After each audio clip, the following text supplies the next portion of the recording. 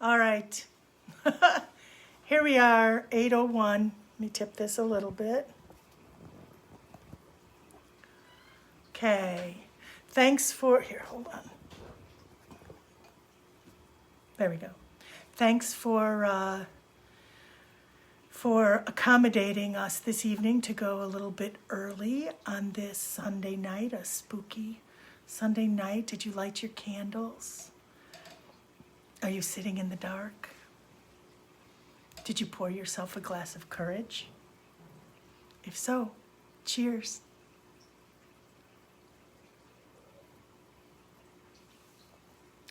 Welcome to Ghost Stories with Spooky Ms. T.I. Tonight, I'm going to talk about, sort of tie some things together. I know and there have been several other stories that have taken place up in Wisconsin, at my family's summer place in far northwest Wisconsin.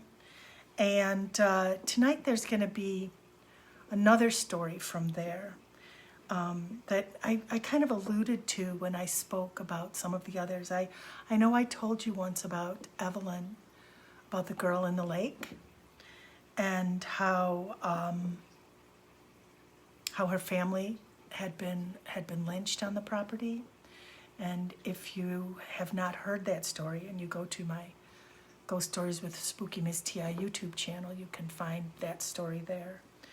But so I spoke to you a little bit about Evelyn in the lake. I spoke to you a little bit about my grandfather, Grandpa John, and his place up there, and how some spooky things have happened there. I think I've told you about the lodge and some of the things that have happened at the lodge. Actually, a lot of the things. There's a lot more that happened there, so maybe more of that will be another story, another night, to tell more about that place. But there's something about that area, you know, where I live here in Cadillac in northern Michigan. There are places, the woods, you know, this was a place of lumbering, of extraction, and it was also a place of colonization, and a lot of dark things happened here. I know the city of Cadillac, there's a lot of haunted houses here, and you've heard those. But there's something about this area of Wisconsin. It's way far northwest. I told you about the Roadhouse Saloon, too, that happened there. And this is way up where it's very, it's more wild. And yet it's not quite as wild anymore, and there are little towns and little settlements. And my family has been going there since my grandfather first went in the 1930s.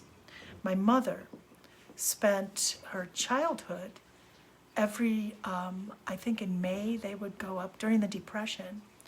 Her mom and dad would take her up to live on the farm that belonged to Harry and Gert. And Harry and Gert later probably built the house that my family now spends their summers in. But my mother, during the Depression, would spend all summer up there because it was easier on the farm than in the city. Their food was plentiful. You could fish, you could raise chickens, you could, you know, raise a hog and grow a vegetable garden and take care of all that. And living in the city was difficult. My grandfather remained in the city to run his business that actually survived the Depression and continued to thrive after.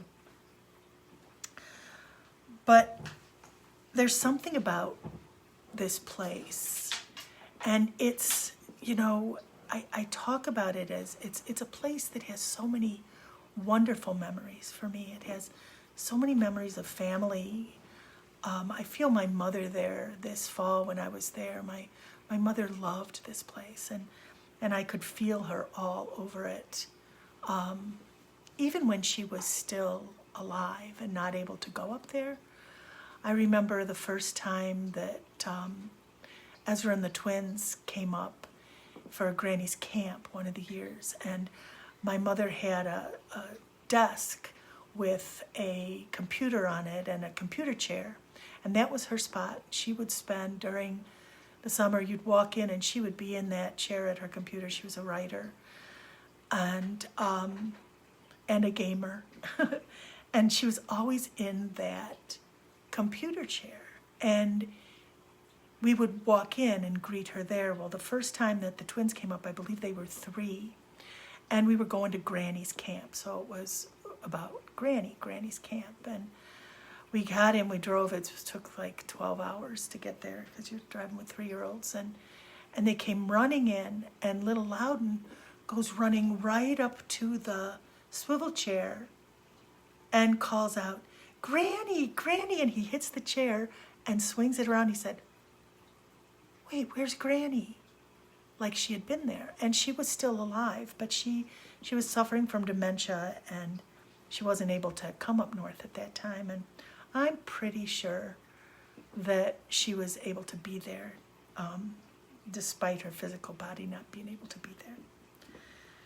So this place has a lot of stories, a lot of memories, a lot of good things, a lot of trouble. You know, it's a family home. And now with my parents both gone, this is now our family homestead. The house that they lived in is not the house I grew up in. And when they passed, the house was sold. But this place is still there. And so this is the place that we all gather as home. Now, my children would go up for Granny's camp when they were little. And they've been up north almost every year of their lives.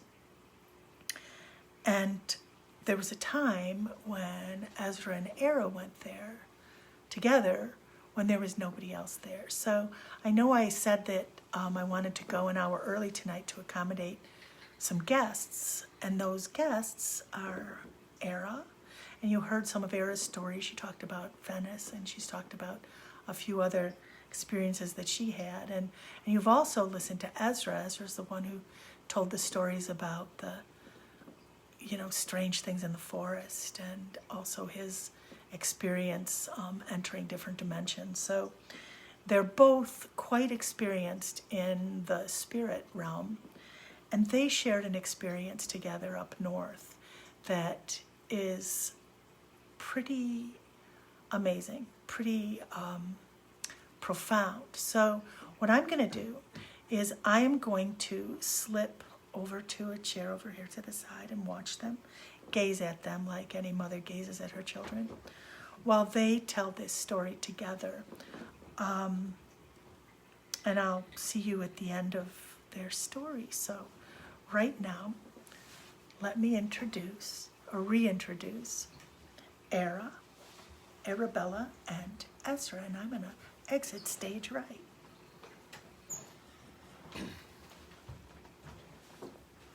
Make sure you guys can be seen. All right. I think that's good.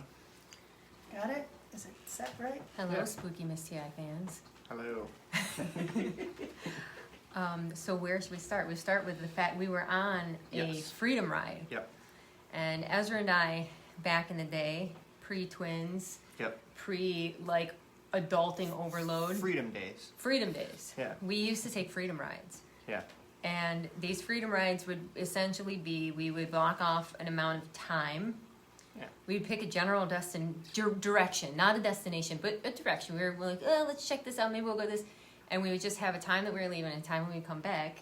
Mm-hmm. And we Go out. hit the road and do what we wanted to do. And we were on a particularly epic freedom ride. Yes. Yeah. We went out to South Dakota in the Badlands and the Black Hills, and we went out and we camped out there for like 5 days. And on our way back, we spent all this time and saw this amazing wilderness out there. And on the way back to return back to Michigan, we figured a stop would be up north. We'd spend the night up north one of the nights. So, we finished our camp over there and we started heading back.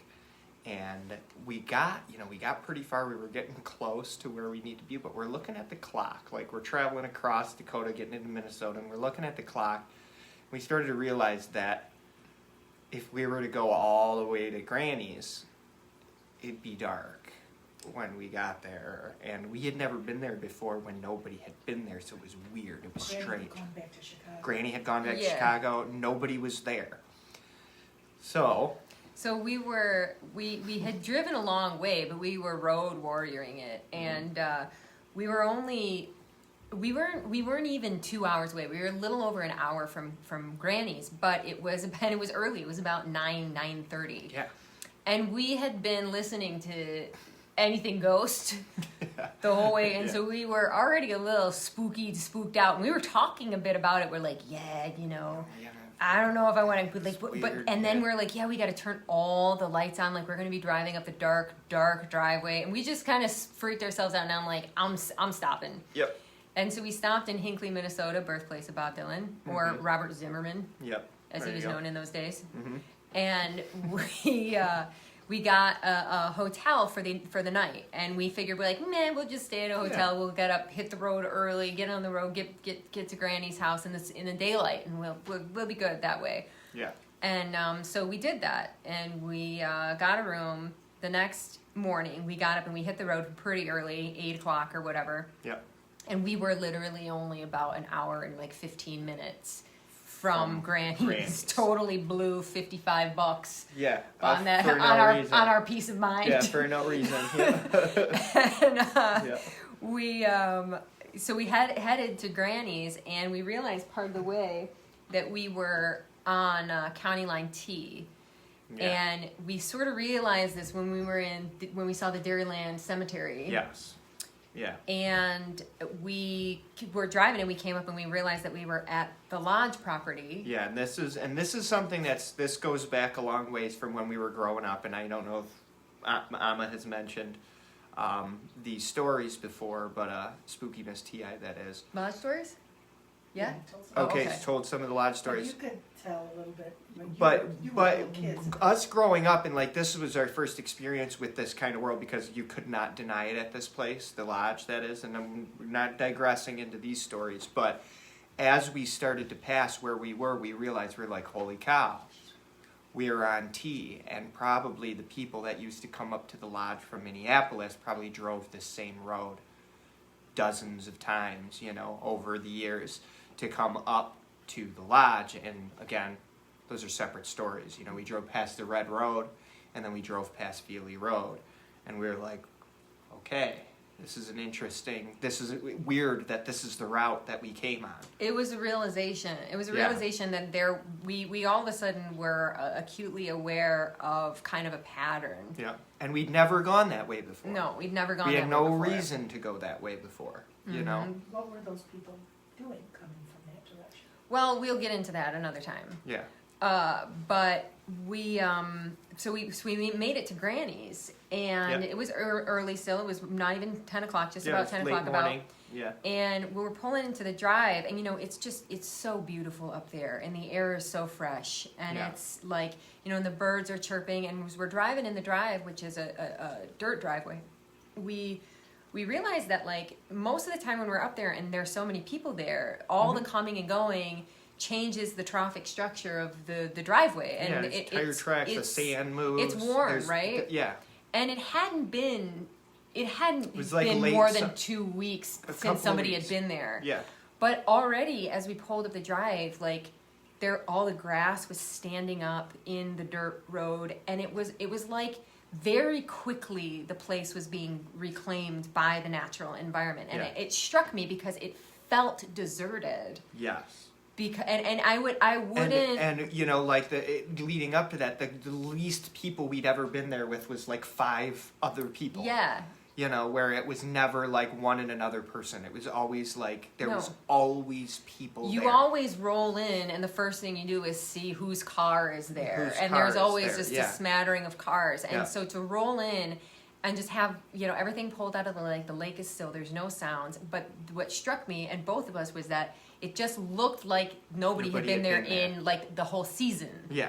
That's what the growth looked like, but it had been maybe 2 weeks. So I was just like, wow, what a powerful natural environment that it just has so much energy to do that. Yeah. And we pulled in, and we got to park in the Primo parking spot, which I've never parked in my life. Granny's parking spot, where she used to park the Lincoln Continental, Yeah. right by the front door, the front porch there. Yeah. And we pull up, and Solace was with us. Sal was with us. Sal the dog, my dog, R.I.P. Sal. R.I.P. Sal, yep. He, Good dog. good dog, best dog. Yeah. Best dog life. Yeah, but he came on our adventure with us, and, you know, he's just like, he loves being outside. Loves the water. You know, his nose was everywhere all the time. The best dog, just friendly. Dogging. Being a dog. And, you know, we had been in the car for just a little while, and we had stayed at a hotel, you know, and we get out, and he's running around and checking stuff out outside and stuff. So we gear up to go indoors. And you described this. Yeah, better, yeah. So Sal was our dog. Mm-hmm. I raised him from a puppy. Sal He ended up with Sal when I moved to the city. Sal was not happy in the city, so he ended up with the second part of his life staying up north. Yeah. But I raised him from a pup, and he was a very good dog. He was protective, but not aggressive. But he had some characteristic traits, and one of those traits was that he would stick very close to me, and he would never let me go in someplace first. He never followed me into someplace. He always, if I went in someplace, or even like when we would check out campsites or whatever, he was out and he was checking, and he would stick around with me. He was very concerned with making sure that he was doing his job by me, which was to alert me of anything, you know. And so we start unpacking the car, and Solace is out, and he's nosing everywhere, and he sees the lake, and he's nosing, but he knew. I remember too, like when we were getting out too, just feeling very weird about having to go in. Yeah. Just like, man, are we allowed to do this? You know, we had to call and find out where the key was. I know, it felt like there's a hierarchy in our family. Yeah. And we certainly, especially during Freedom Ride days, were not anywhere near the top of that hierarchy. I'm definitely not today. We could say that. But there's like this, you just feel like you should be doing something. Yeah, like somebody should be there. Giving permission, right? It just... And we never kind of initiated this. And so we're getting out. We were feeling a little weird. We started unpacking the stuff, and we go inside, and Ezra gets the key and unlocks the door, and we go through the screen door. There's a porch, a kitchen, and then you take a right to go into the rest of the house. Yeah, it's through, and then the kitchen opens up, and then you go to the right, and the house kind of circles around. Yeah. And then there's a screen porch, which is where we were going to be sleeping. Yeah, that's where you sleep. It's a screened-in big porch with beds on it and stuff. And Ezra went in first, and I went in second. And as soon as Ezra walked in, Solace busts past me to go in front of me, and he's nose down, you know, doing his looking around. Dogs are not allowed in Granny's house. Yeah, and we were like kind of like we talked and ourselves mostly into that's because mostly it's because there's babies crawling around on the floor all the time. Some people are allergies. And it's allergies and all this. A lot of people use the house. Yeah. A lot of people use the house, and and there used to be a lot of dogs, and it's just, you don't want everybody's dogs in the house, and the dogs are in the lake and doing the thing. But I don't think the dogs were any dirtier than the kids were. But probably not. But so the dog, so Solace is going in the house. Ezra's in front of me. Solace comes up in front of me, and I'm behind Solace, and he comes in nose down doing his thing, and he cruises into the open part of the house through the kitchen into the house and the dining room, living room, and he's sniffing around, and there's an arched doorway that leads back into a back hallway, and directly through that arched doorway is a doorway to a bedroom, which was my grandmother's bedroom. Yeah. Mostly off limits, you know, growing up. But as, you know, people are in there now, it's one of the family rooms. Mm-hmm. And so we go in, and Sal runs, and he sniffing. He goes to that archway, and he's just bolting, like he's just moving really fast, like, you know, a dog does. And he hits at that doorway, and he stops dead in his tracks, rears completely back, tail goes under. He looks all the way up at the ceiling and bolts from the house. We crashed through the screen door, because the screen door doesn't latch. It's just on a spring. Busted out and went over by didn't go by the car. Give me 1 second. Keep Yeah, talking. yeah. Speaking of dogs, but I'm watching. so Sal and we both witnessed this, and Sal runs outside, and Arra saw Sal look, and I was kind of like where he was. I was obscured, like Arra was in the kitchen, and I was in the living room. So Sal was obscured when he went up to that room, but I saw him take off and run outside, and he blasts through the screen door, goes outside, and starts barking. And he goes out and around by the sliding door for the kitchen, and he starts barking at Arra and us, and the thing about Sal, as we were talking about this, was his barking was very distinguishable. Like, if he needed something, his bark was a sound, but like, this bark was, hey, somebody's there. Somebody's there. He was a warning. He was yelling at us, and he was jumping at the sliding glass door. He was jumping at the window and trying to get us to come out of the house. And he was very distressed. And he was frantic. And he's like, oh. He wanted us to leave the house. Get out of the house. There's And like somebody's in there. We went in, and then we went into the screen porch, and I was like, something's up with him. And so we put our stuff in the screen porch where we were going to be sleeping. He's barking and yapping. He didn't go to the lake too, which is a very strange. He was stuck to that house until we were coming out. We decided we didn't want to be in the house at all, and so we decided that we were going to spend most of our time outside. But we did set up a little recorder. Yeah. And we set the recorder because we were listening to Anything Goes the whole way. We were ghost hunting. Yeah, I know. And when I'm sorry, but when you walk into these settings, and like especially stuff that you've grown up and it's just there's something about the air, And when we set up those recording things, we didn't catch anything, but the thing got triggered like 5 or 6 times. And we were only outside long enough to walk down the end of the driveway. Yeah. And that was the other thing. So Sal was very nervous when we came out of the house finally, and he was like worried about going back to the house. He was stuck to us. He was stuck to Arra. Like he stuck to Arra, and then we started walking down the driveway, and we got to this point where we were like out of view of the house. And Sal kind of looked back. Broke and started and then went back to dogging. Went back to dog behavior. But he would look. He kept looking back at the house. Yeah. And then he was totally fine. And we were out walking, and we went out. We went down by the water. And when we get back into the area, he was fine as long as we weren't going towards the house. Yeah. But the other thing is, he wasn't acting. If Sal has sensed a real threat, his behavior would have been different. He had an aggressive bark. There was a bark that he was warning us, but then there would a bark where he would be protective. Yeah. And he wasn't being, he was being warning, and he was trying to alert us to something. It was almost like, hey, you guys are missing something. You're missing something. That's what he was trying to do. It was, he had a lot of communication skills. Yeah. And, like, hey guys, somebody's there. And he kept looking at us when we were walking back, you know. And so we went back, and we got a hold of one of our cousins, and we were going to go hang out with them for the day. And so we got Sal in the car, and we took off for the day. Mm-hmm. And we went and hung out, and we were elsewhere and did all this. And we hung out a little too long, and it started to get dusk, and we're like, shit. We're going to be This going is why back. We didn't go This is why we didn't go in the first place. And the nervousness of Sal's behavior and everything, I'm like, he's not going to go in the house. Like, what are we going to do, you know?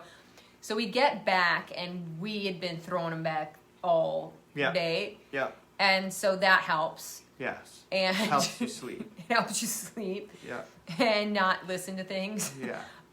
And so we got back, and we were going to go straight through the house into the screen porch where we were going to be sleeping. And I had to grab a hold of Sal's collar to get him in, and he fought me going in. He did not want to go. Like, he didn't want to get back out of the car. He didn't want to get back. He was like, what are we doing here? Yeah, I thought we left. I thought we left. Yeah, he like was apprehensive to get out of the car and go back into the house. He didn't, and I had to grab a hold of his collar, and I wasn't dragging him fighting. He was just very uncomfortable. Yeah, and like, I got him. didn't want to go. Didn't want to go, and I Yeah. got him, and I moved him through the kitchen, through the house, and he was so nervous in the house. I mean, like, kind of in a shaky. Got him through the house to the screen porch. He got on the porch, and he sort of, like, sniffed around the porch and was a little bit better. We closed that glass door, and he kept looking, going back to the glass door, checking, smelling at the edge, you know, making sure, and then he was cool. At that point, we had, like, a handle of gin. Yeah, because, like, it had started to get dark at this point. It was dark at this point. Yeah, and you know, we were worried. I mean, once again, it was like we had never stayed there before. Nervous. And then Sal tipped us off with this whole thing, so we were just like...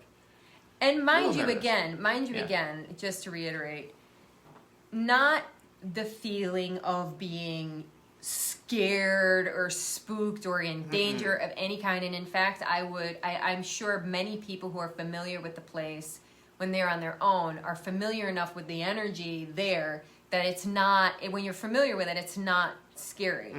But I didn't, you know, I stopped going up north early on, and I don't spend a lot of time up there. I'm not particularly familiar with or comfortable with it, you know. And I'd never been there without other people there either. So we're in the porch, and it had gotten late, and Ezra, we sat and talked for a little while, and then Ezra decided that he was going to stay up. Yeah, because it was like we were kind of at this point where we weren't saying anything to each other. We didn't want to get scared. And finally, I was just like, tell you what, you go to sleep, I'll stay up. Mm-hmm. And I stayed up. And he stayed up, and he sat, and there the beds in the porch. It's an L-shaped porch. Yeah. And the screen or the door is right here, and there's a table, and then down the long part of the L, there's a series of queen beds. Queen beds down. There's like 4 beds. And when I was sitting at that table though, like just, I remember feeling just like somebody was in the house. And like once we had moved into the screen porch for the night, that's where we were staying. Yeah. And I'm just like, I was super apprehensive to go in there. You know, you're starting to wander, your mind's starting to wander. Luckily, there's a bathroom on the porch. Mm-hmm. And I just sat there with a bottle of gin and drank. Mm-hmm. And just looked at the lake and listened to the woods. Mm-hmm.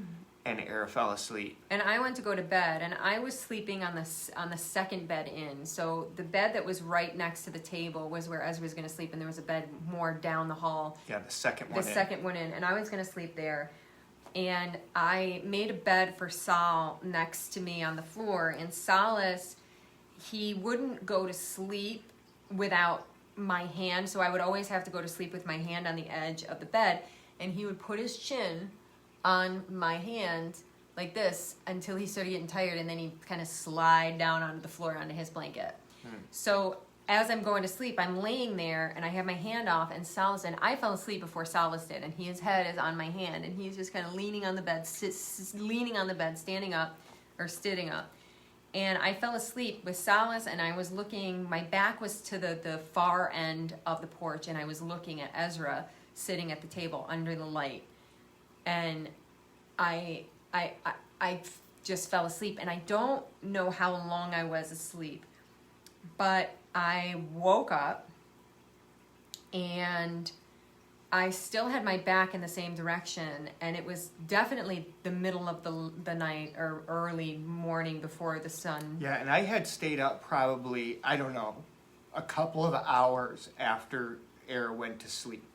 Like I just kind of willed myself awake, but finally I got too tired and I ended up laying down. Mm-hmm. But it got so quiet up there. There was really nothing from what I gathered. Then again, I'm drinking this gin. Yeah. You know. And when I woke up, the first thing I noticed was that the lights were off and Ezra was in bed, and I could see the lump of him sleeping there.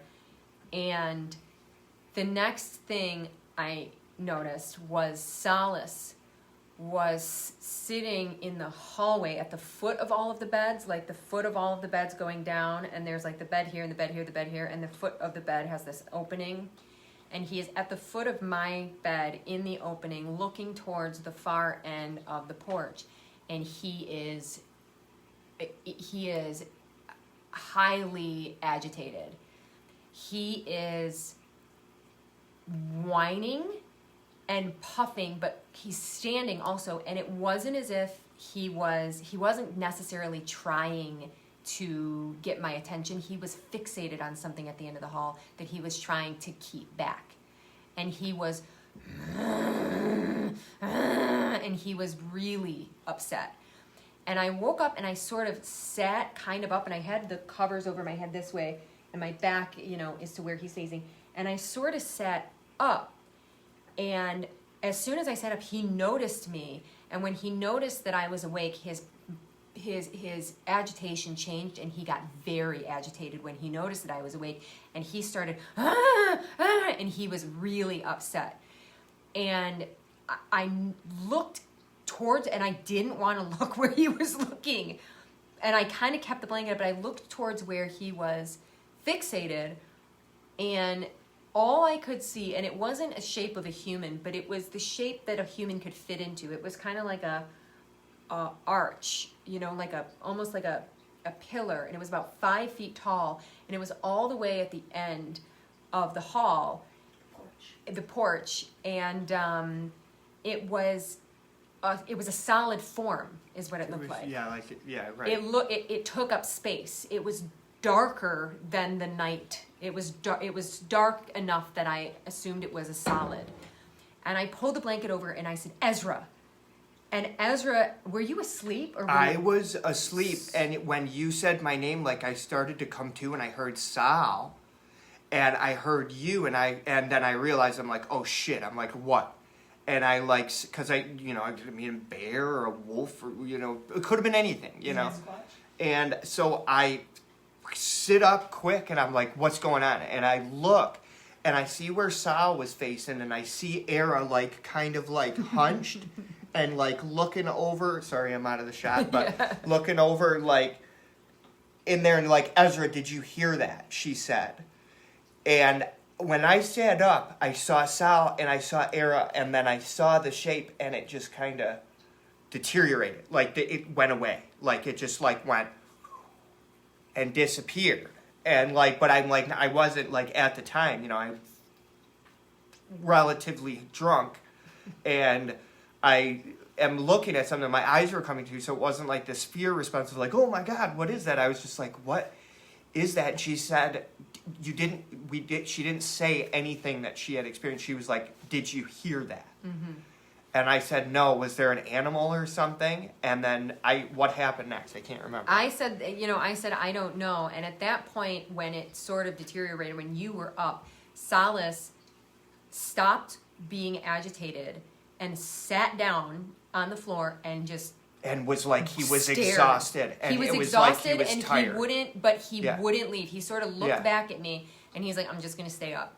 He's like, it's gone or whatever. But he sat down, and his posture, he wasn't aggressive anymore. And he sat down, and he just sort of watched. He looked at me, and then he went back, and he was just on guard. And I sort of laid back down and covered myself back up and fell back asleep. There's the fish. Oh. I fell back asleep. Yeah. I wake up in the morning, and I probably hadn't slept much longer than that, and it was early. And I wake up in the morning, and as I wake up, I look, and Salas is still sitting in the hall, or in on the end at the porch, looking in the same direction. And he looks back at me, and he's exhausted.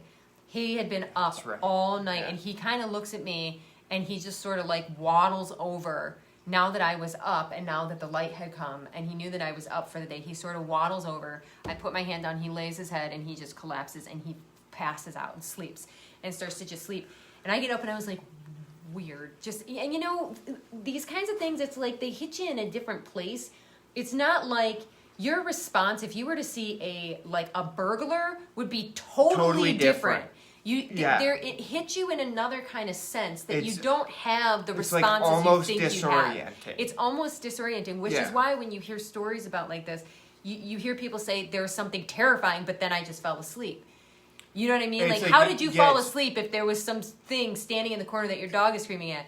There are certain properties here that I just don't think that we fully understand. Yeah, and so I get up in the morning and it's kind of almost like, you weren't dreaming, but you also don't know exactly what went down. No, because in the next morning I wasn't like, what the hell happened last night? I was just like, you woke me up in the middle of and I was thinking, I was like, what was over there? But we got up Yeah. and we were at the table again, and at that point I had started piecing together. Yeah. You wake up in the middle of the night for a short amount of time. The recall of that, I had started after I was up. I had started piecing it together, and I first recalled Solace being extremely agitated, and I recalled the degree to which he was agitated, and then I recalled that he was staring at the corner, and then I had the memory that I saw something in the corner, and I was like, damn. And then Arra brought it up, and I go, yeah, there was something over there last night. And we started talking about it, and Yeah. I was like, and I started saying in Solace, and I walk over Like and I'm playing it out, and I'm yeah, like, Solace was like recreating it. sitting right here, and I said, and I swear, and I walked down to the end of the hallway, and I'm like right about here, and I went to the spot where I saw something, which was just in an open space on the floor, and as I'm walking, I step, and there's a puddle of water in the middle of the floor, and it's a puddle of water. It's not dog pee. It's It was not like a beach puddle, ball. like a beach ball of water, and Yeah. there was no water to come in. There was no skylight there. It hadn't rained. There's no plumbing anywhere near there. It didn't make sense for there to be pool of water there on the floor, and and it startled me. And we actually are like, did Solace pee? And I'm like, no. And it was water. and we looked at it and monitored it, and it was water. It was water. And we were sort of like, what the hell? Wow. And just sort of got spooked by it. Now, the other interesting thing was our ghost radar that we had put up it would say words that it would pick up Yeah. in EVP or whatever. Yeah. And the words that it stated when we recorded in that area was cold, wet, lake, and family. Yes. And if you recall a story that Amma told a while back about the family and the bone that was found, the human remains that were found in the lake there, the story was of a young girl who tragically lost her life, her and her family's life, in that lake. And we were up north several years before the realization of that, but not so far past the year that the bone was found. It was like that same year. It was almost or that. the year before. It was the year before, the same year that the human remains, a human pelvic Human bone was found. was Well, found. yes. It was a hip joint was found of an adolescent girl in the lake, and I can only assume that she was just soaking wet and standing in the house with us, and Solace wasn't about to let her come any closer than she was. Yeah.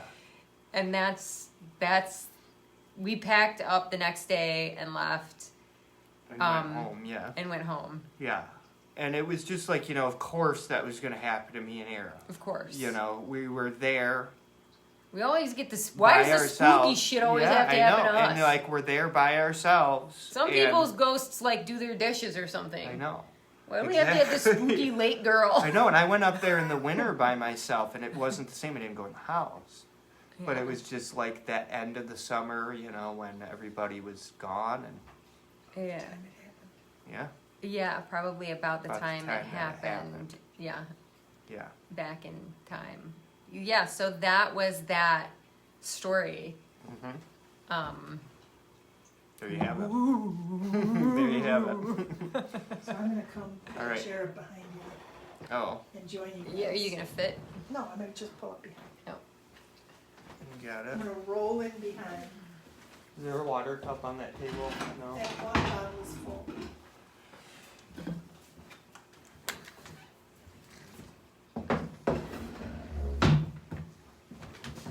Here I am. Hi, everybody. Here we are. So, Yeah, when they got home with that story, we were not aware of Evelyn yet. We had no idea what that was or what it could be, but they came home to Michigan after that incident and shared it with me, and I was like, oh, I didn't know what it was. You could put a link to that story in this one. Yeah, Yeah, I you will. should. What I'll do is I'll find the YouTube of the story of Evelyn and post it in the comments with this. But Evelyn was that spirit that showed up for you too. One of the things And I can assume that that's who it was. I am not familiar with that entity. I have never felt that entity or seen that entity before up north. And what I gathered from the thing that was on the porch there was it was watching us. It was there and it was watching us. And I don't suspect that it was quite scary. That was quite a scary incident. Yeah. Manifestation. And but I didn't know. I wasn't familiar with we had no idea about this story yet, but we were aware that human remains had been found in the lake. Yeah. Yeah. And when I first wrote this story, before knowing who she was or her story, the fullness of her story about what happened to her and her name, the story I wrote was The Watcher. That's what I called it, because she was watching, but she was also wanting to be seen. She wanted us to watch. She wanted us to see her. She had been erased. She had been eliminated and disappeared. And I find so often that many of the earthbound spirits, earthbound ghosts that I've encountered, and she was one, needed to be seen, needed for people to know I lived, I had a life, I was here, I existed. And what happens is, for these two, I get the drinking to fall asleep too, that before I was able to really interact in a healthier way with spirit, I would do that to avoid the noise sometimes. But I find that sometimes the things that appear absolutely terrifying, eventually when their reality starts to emerge, when their essence starts to emerge, it's not scary, it's horrifying what happens to them, but they themselves are not scary, are not frightening. It gets your attention, though. It gets your attention, and it got us all talking about it.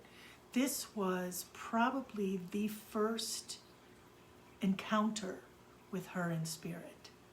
And from that one, when you came home with that, after that it was multiple summers of getting to know her more and more until her story finally emerged. And we were only there like a week at a time, and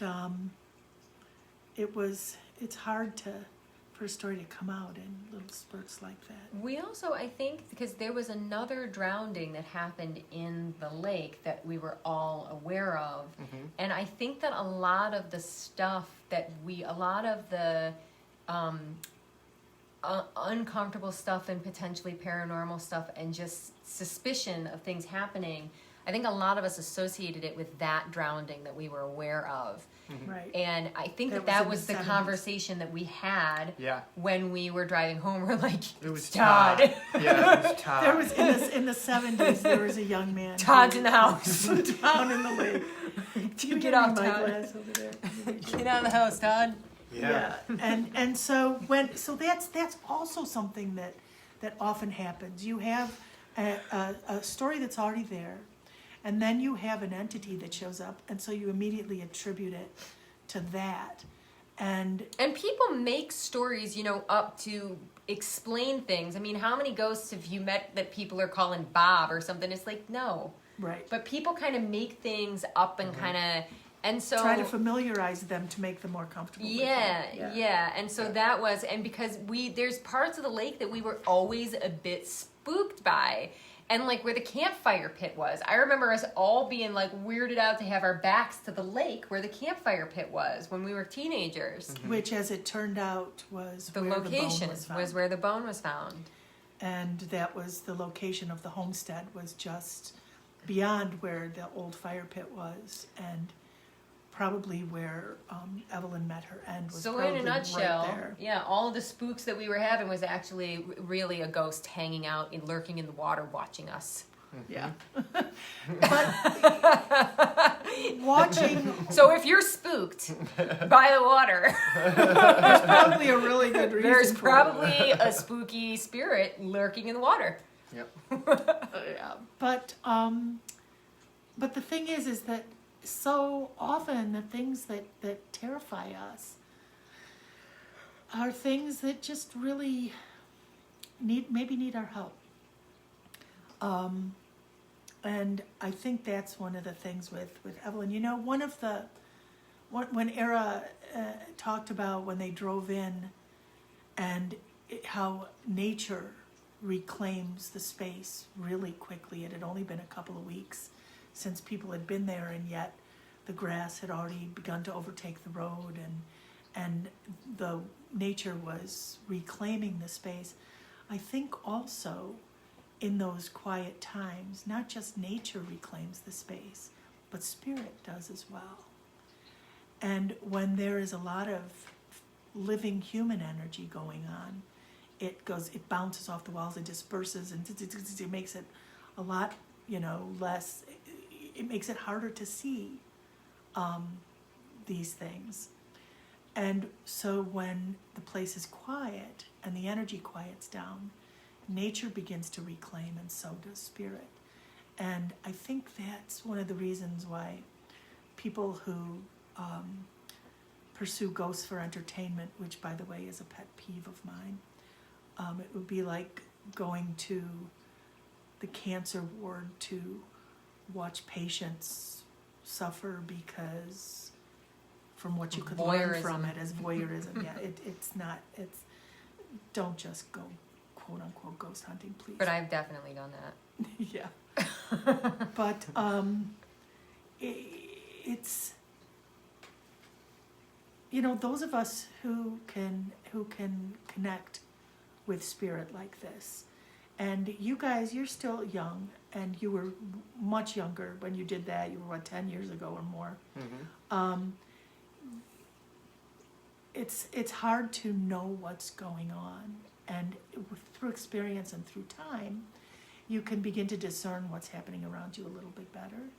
And instead of drinking it away, what I do is when I feel something like that. Yeah, what could we have figured out from that if we were more perceptive of that? Well, one of the things you could have done, because you'd been traveling and you were tired, is to say, I know you're here, but I'm not going to help you tonight. We will again. I've done this many times up north too. Yeah, but then again, think of what you can find out if you do. If you do, if you can not be afraid, and not let it. See, I used to be more afraid when I could feel the pain of spirit, when I felt physically what happened to people. It would be like, I cannot watch, slasher movies, because I can't stand violence inflicted on other human beings by human beings. And so often when you connect to the spirits, their story is pretty violent and difficult. That's what, even in my book, the second part where they tell their story was very difficult to share for me, and I know it's been difficult for people to read, because when ghosts don't remain earthbound unless something bad has happened, really, when you think about it. But if you could get the story, if you could say, I see you, what the hell, what's going on?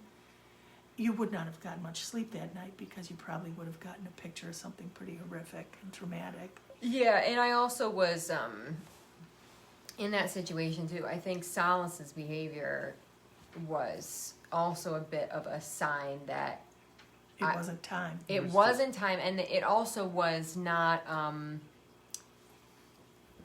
He wasn't comfortable with it either. Right. And so I don't know what he saw. I don't know what he was experiencing. But I feel like... Well, he probably saw her first. First of all, he probably saw the spirits in the house. Yeah. And the ones in the house are the people who built the house. That, Harry and Gert have been seen and interacted with in that house for years, since, for years and years. And little babies have seen them, and other people have seen them and interacted and felt them. And like Harry turned on the basement lights every time someone would leave. I think I told you that story about the basement lights. But when my mom was up there alone, the basement lights would not stay off until finally my sister and her husband were up there.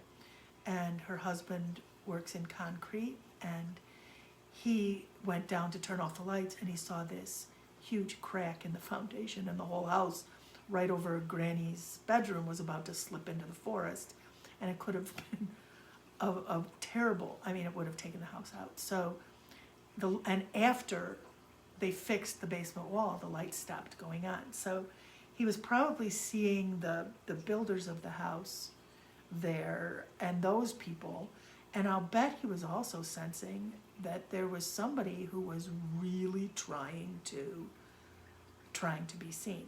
Mm-hmm. And he wasn't having it. He knew you guys weren't ready for that.